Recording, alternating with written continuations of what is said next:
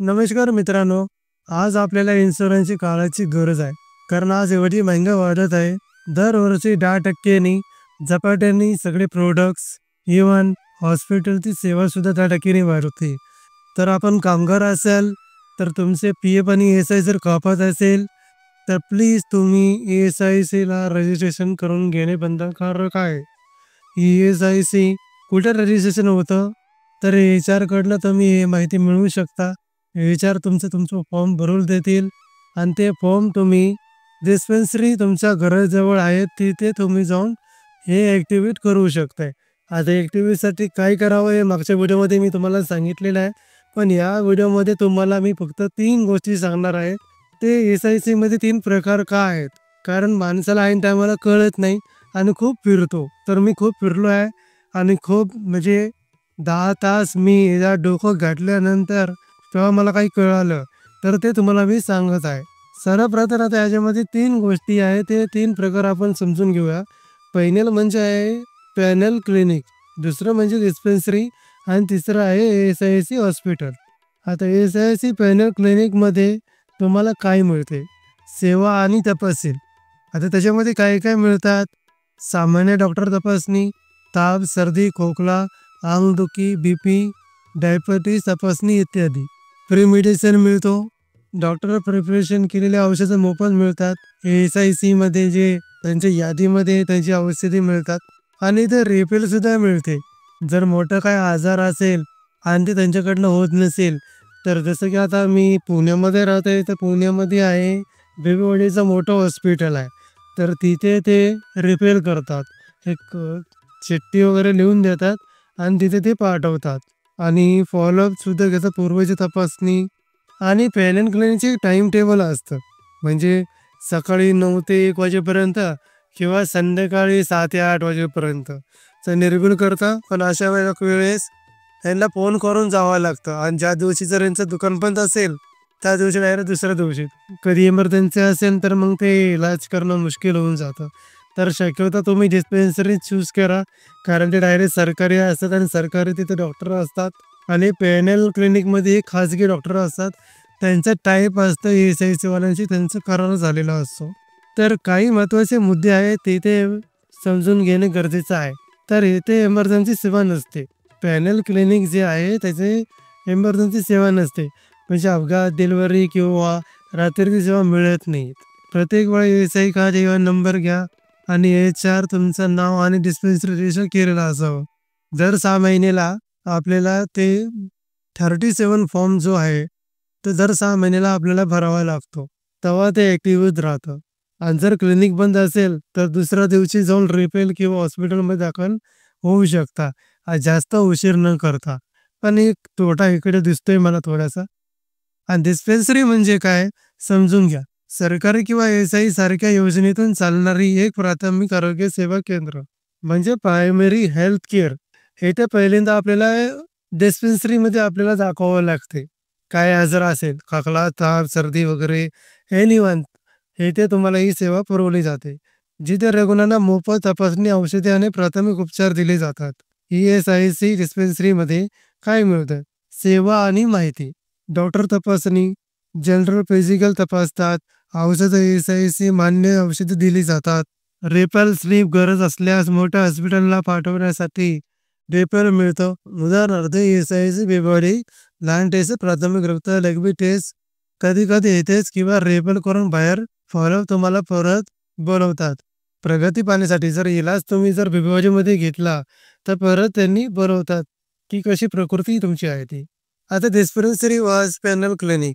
आता याच्या दोघांमध्ये फरक मी पहिले सांगितलं, तरी पण एकदा पुन्हा मी सांगतो. डिस्पेन्सरी आणि पॅनल क्लिनिक चालवते कोण? E-S-I government office. E-S-I government office खाजगी डॉक्टर एस-आय सोबत करारबद्ध असते. सेवा तपासणी प्लस रेफर प्लस औषध, फक्त तपासणी प्लस औषध मर्यादित. रेफरल स्लिप मिळते. उदाहरणार्थ डिस्पेन्सरी आणि त्याच्याबरोबर पॅनल क्लिनिक. निष्कर्ष, डिस्पेन्सरी ही एस-आय योजना अंतर्गत संपूर्ण इलाजाची पहिली पायरी आहे. आता आपण पाहू ई-एस-आय-सी बेबीवाडी हे म्हणजे काय आणि सेवा देतात. सेवा माहिती जनरल. ई-एस-आय बेबीवाडी हे मोठं हॉस्पिटल आहे. तिथेही सेवा आणि माहिती दिली जाते. जनरल मेडिसिन तपासणी, हाडाशी संबंधित उपचार, डोळा, कान, नाक तपासणी, मुलांचा तपासणी, स्त्रियांसाठी विशेष सेवा, सर्जरी, ऑपरेशन सेवा, ज्या आवश्यक असतील ते. हॉस्पिटलमध्ये भरती होण्याची सुविधा, मोजर test, x ray, ECG, blood test इत्यादी सुविधा. ESI भिवंडीच्या मोठ्या हॉस्पिटलला कोण जाऊ शकतो? तुम्ही जर ESI मध्ये रजिस्टर्ड असाल आणि तुमच्या डिस्पेन्सरी पॅनल क्लिनिककडून रेफर मिळाला तर तुम्ही भिवंडी हॉस्पिटलमध्ये जाऊ शकता. तर थेट जाता येईल का? तर नाही, थेट जाता येणार नाही. तुम्हाला आधी तुमच्या संबंधित ESI डिस्पेन्सरी, उदाहरणार्थ हडपसर कातरल डिस्पेन्सरी कडून रेफर घ्यावा लागेल. जर तुमचं केस मोठा असेल, जसं की ऑपरेशन हॉस्पिटलमध्ये भरती, मोठ्या टेस्ट, तर बेबीवाडीला रेफर घेऊन जावं लागतं. तर मोठा मुद्दा आहे, पैसे आपले वाचतात. आई वडील फॅमिली, जसं की पोरं, मुलगी, बायको आणि मुलगा जर 21 वर्षाचा झाला तर तिथून पुढे सेवा त्याला मिळत नाहीये आणि मुलगी लग्न होईपर्यंत. एवढ्या लक्षात ठेवा. आणि महत्वाचं सांगायचं एक मला, डिस्पेन्सरी ही नेहमी घराजवळचीच असावी. आता माझ्या केसमध्ये काय झालंय, मी राहतो पुण्यामध्ये आणि इथे पिंपरी चिंचवडला एक डिस्पेन्सरी आहे. तर मोहननगरमध्ये तिथे एक डिस्पेन्सरी आहे. तिथे मी जाऊन म्हणजे करायचं ठरवलं. तर मी माझ्या HR ला सांगितलं की ठीक आहे, मला हे डिस्पेन्सरी चालेल. मी ज्यावेळेस चिंचवड डिस्पेन्सरीला गेलो त्यावेळेस तिथल्या लोकांनी सांगितलं, तुम्ही पुण्यामध्ये राहताय तर तुम्हाला इथे इथे इथे जाऊन 19 किलोमीटर जाऊन 34 किलोमीटर पडत आहे, 34-36 किलोमीटर पडत आहे. तर तुम्हाला खूप लांब होईल. तर तुम्ही घराजवळ बेबीवाडीला करा. पण बेबीवाडीमध्ये गेलो तर बेबीवाडी हे सेकंडरी हॉस्पिटल आहे, तर तिथं होत नाही. तर मला हडपसर, कात्रज, अजून एक कदाचित मला वाटतं भोसरी, तर हे 3 माझ्याकडे ऑप्शन आहेत आणि बाकीचे पेनकडे एक आसपास आहेत. पण अचानक आपल्याला मोठी गरज असेल तर हे डॉक्टर जागेवर वेळेवर नसतात. आणि मी एक ठिकाणी गेलो होतो, त्या ठिकाणी फक्त त्यांनी तपासणी करतात आणि औषधही देत नाही. तर मग त्याचा फायदाच काय? मग त्यापेक्षा तुम्ही डिस्पेन्सरी करा आणि डिस्पेन्सरी लांबचं नसून तुमच्या घराजवळ करा. तर तुमच्या घराजवळ डिस्पेन्सरी नसेल तर असे गावामध्ये असतात ना खूप खूप लांब घरं, तर त्या ठिकाणी प्लॅनिंग केली चालेल. मी असेच व्हिडिओ टाकत असतो, तर तुम्ही लाईक शेअर करू शकता. सबस्क्राईब तुमच्या मनावर आहे. मी तुम्हाला अशी माहिती घेऊन येत राहणार, कारण की याच्याने माझंच नॉलेज वाढणार आहे आणि माझे व्हिडिओ इथेच रेकॉर्ड राहणार आहे.